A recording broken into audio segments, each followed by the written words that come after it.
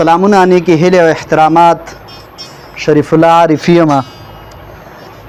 نن راځم تاسو سره د عبدالرحمن بابا د شعرونو نه یو دوه نمونې در سره شریکول غواړم. هیله لرم چې د خوښې وړ مو وګرځي. عبدالرحمن بابا یو اوږد غزل دی، وایي په ښایست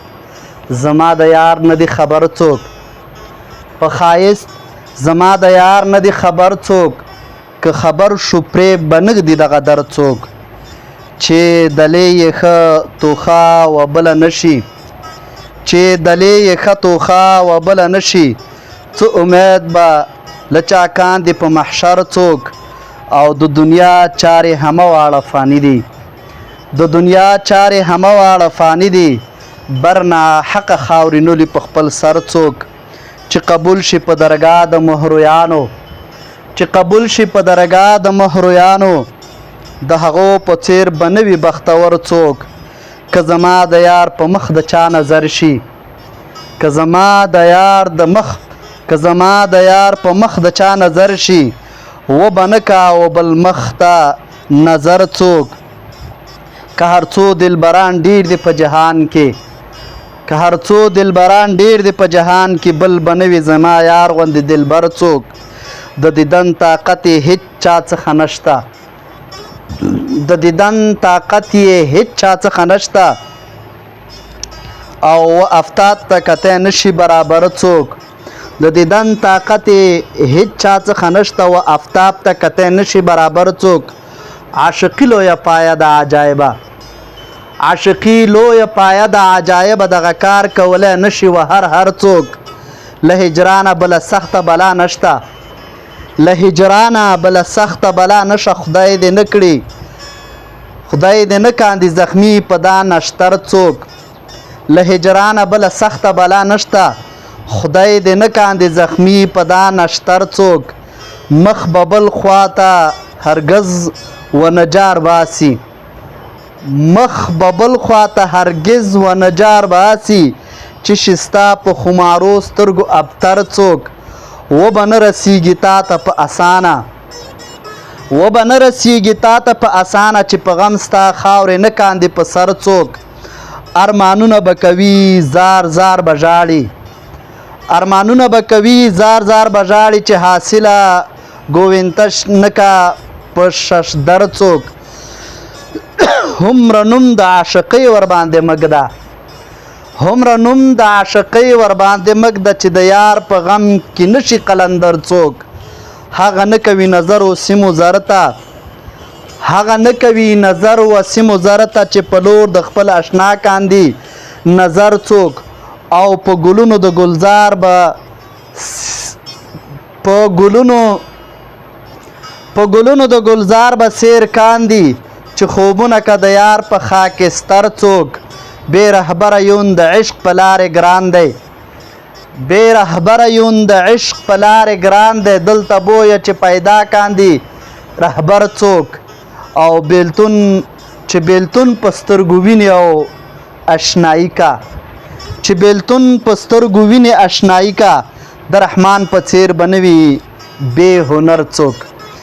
د رحمان په څیر به نه وي بې هنر څوک. یو بل غزل دی، وایي چې بیلتانه دې هسې خوار که زما دل، چې له ځانه یې ویزار که زما دل، لاس و پښې د خلقو نیسي دعا غواړي، مینې هسې خوار و زار که زما دل، او بې سببه ازار اخیسته ښه نه دي، تا په څه سبب ازار که زما دل، چې د زلفو په کمن سره دې راکېښ، چې د زلفو په کمن سره دې راکېښ، په بلا دې گرفتار که زما دل، ستا چشمانو پکې هسې مقام ونیو، ستا چشمانو پکې هسې مقام ونیو، چې له غیرو د ویزار که زما دل، او زه رحمان د عاشقۍ منتبار یم، زه رحمان د عاشقۍ منتبار یم، چې مین یې په دلدار که زما دل. دا و د رحمان بابا یو دوه غزلونه. زما په لاس کې دغه کتاب چې دی دا د رحمان بابا اعجاز، دا ډاکټر صاحب محمد حنیف خلیل لیکلی دی، او مختلفو پوهانو پې تقریضونه کړي دي. حبیب الله رفیع صاحب په دې باندې ډاکټر شهاب عزیز ارمان صاحب کړی دی، نور او ډېر ښه نظرونه پکې کړي. په دې کې د رحمان بابا د شعرونو کې کم موضوعات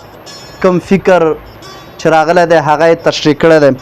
د رحمان بابا په شعرونو باندې ډېرو خلکو لیکنې کړي دي، خو چا یې فلسفه او چا یې تصوف او نور اړخونو ته خو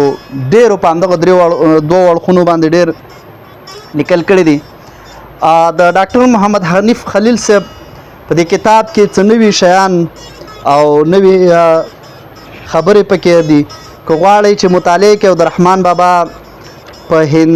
زړه په هنداره باندې پوه شئ، ځکه شعر د هر شاعر دپاره هنداره ده. څه خیل چې شاعر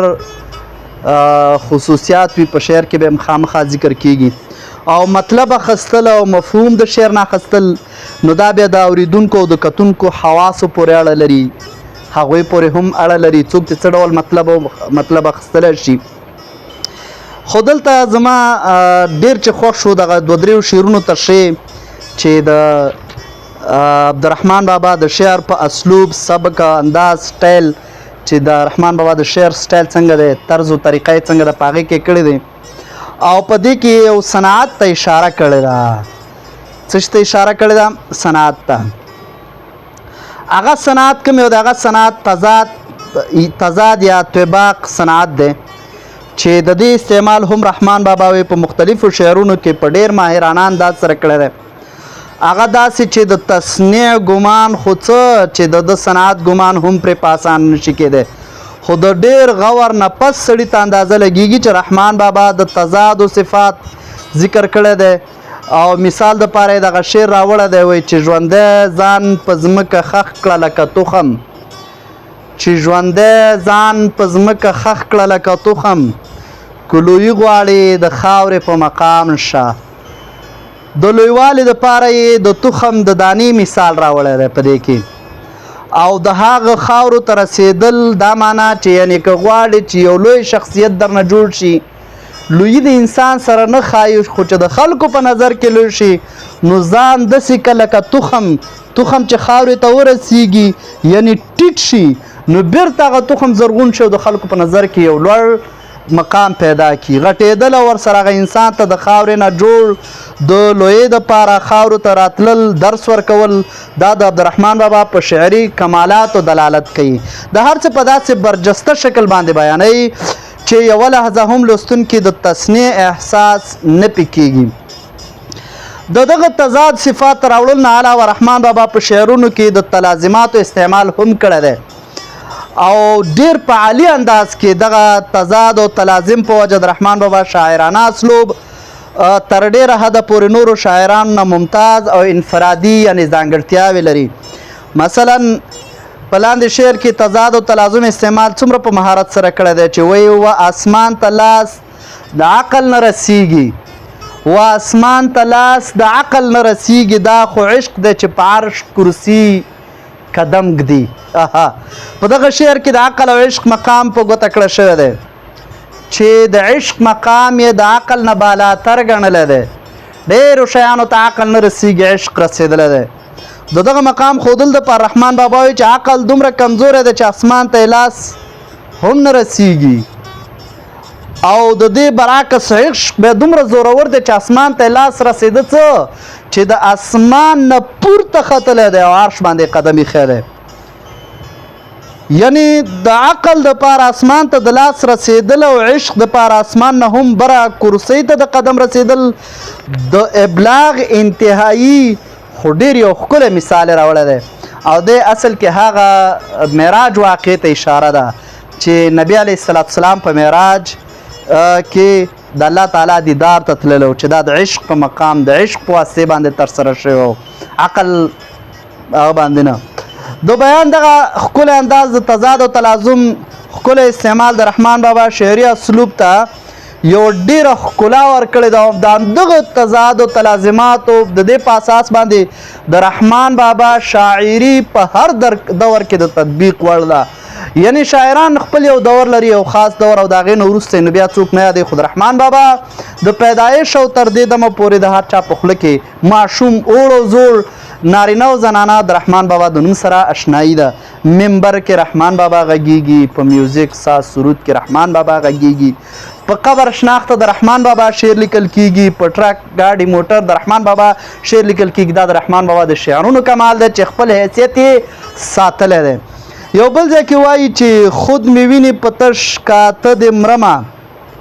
خود مې ویني چې په تش کاته د مرمه، لا خنجر په کاڼې مګې دل سنګینې. ای هی رحمان بابا هسې هم د خپل محبوب د قتلو ادا او غمزې وژنې او بیا چې محبوب یې د ده د وژلو دپاره چاړه هم په کاڼې تېره کوي. واه واه، نو دا د محبوب به څومره د کاڼې غوندې سخت زړه وي. څه عجیبه اشاره ده. رحمان بابا شاعرانه کمال دا ده چې د محبوب د کاڼې زړه سره د چړې د خنجر په کاڼې بګل په داسې تناسب سره وړی. شعر یې ډېر په فطري انداز د ټکنیک نمونه جوړه شوې ده، او بیا د محبوب حسن تذکره بیا په کوم انداز کوي. تاسې دې شعر ته وګورئ، وایي چې ما چې ستا ښایست لمر او سپوږمۍ سره په تول که، ما چې ستا ښایست راواخست او د لمر او سپوږمۍ سره مې په تله کې واچاو،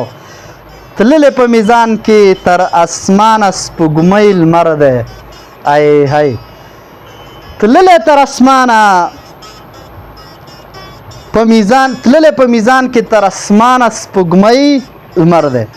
یعنی دا وایي چې ما د محبوبي حسن راواخست، د تلې په یو چابلي کې واچاو، په یو پله کې مې واچاو، او د لمر او سپوږمۍ ښایست دا مې راواخست او په بله کې مې واچول. نو زما د یار د حسن دا تله پې دومره درنده وه چې دا ځمکې ته ورسېدله،